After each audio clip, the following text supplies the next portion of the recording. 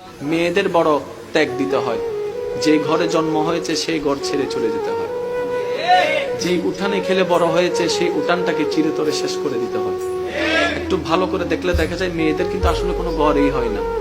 বাবার কাছে থাকলে বাবার বাড়ি, স্বামীর কাছে থাকলে স্বামীর বাড়ি, ছেলের কাছে থাকলে ছেলের বাড়ি, নিজেদের আসলে কোনো বাড়ি হয় না। মা জাতি বড় অদ্ভুত। আমি মাঝে মধ্যে ভাবি, আল্লাহ যদি মা জাতিকে সবরের পাহাড় না দিতেন, পৃথিবীতে সংসার শব্দটা টিকতো না, পৃথিবীতে পরিবার শব্দটা টিকতো না। সবার কথা বাদ দেন, আপনি আপনার মার কথা পাবেন, দাদির কথা পাবেন, নানির কথা পাবেন। আমাদের মা, আমাদের দাদি, আমাদের নানি যে ত্যাগটা দিয়েছেন, যে সহ্যটা করেছেন, ওনারা যদি অধৈর্য হতেন আজকে কারো পরিবার কিন্তু ঠিক থাকতো না। সেজন্য আল্লাহ পাক তাদের অন্তরকে ধৈর্যের পাহাড় বানিয়ে দিয়েছেন। সুবহানাল্লাহ।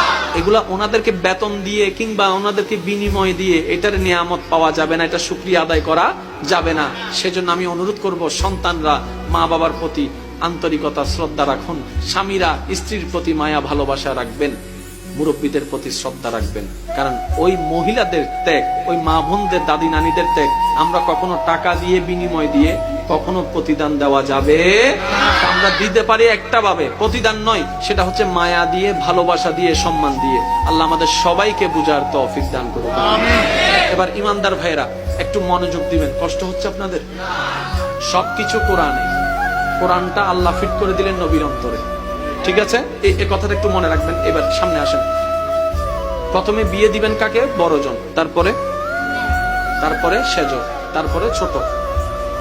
1 2 3 4 5। আমি আবার বলছি, একটু ইসলাম কি মারামারি শিখায় না মহাব্বত শিখায়? আপনারা বলেন ইসলাম কি মারামারি শিখায় না মহাব্বত শিখায়? ইসলাম কি হিংসা শিখায় না আন্তরিকতা শিখায়? আরে ইসলাম তো সেই ধর্ম, নবী রাহমাতুল লিল আলামিনকে যখন তায়েববাসীরা পাথর দিয়ে স্বাগতম জানিয়েছে, নবী রাহমাতুল লিল আলামিন বদদুয়া দেওয়ার বদলতে দোয়া দিয়ে ফেরত এসেছেন। সুবহানাল্লাহ। নবীর রাস্তায় কাটা বিছাই দেন ওয়ালাকে নবী দেখতে গিয়েছেন। আপনি আমি সেই নবীর উম্মত। আল্লাহর ওয়াস্তে একটু বোঝার চেষ্টা করবেন।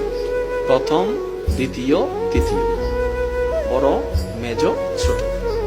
বিয়ের সময় বড়, মেজ, ছোট, এই নিয়ম সহজে ভাঙ্গা। আমরা সবাই আল্লাহর বান্দা, আদম নবীর উম্মত, আল্লাহর বান্দা।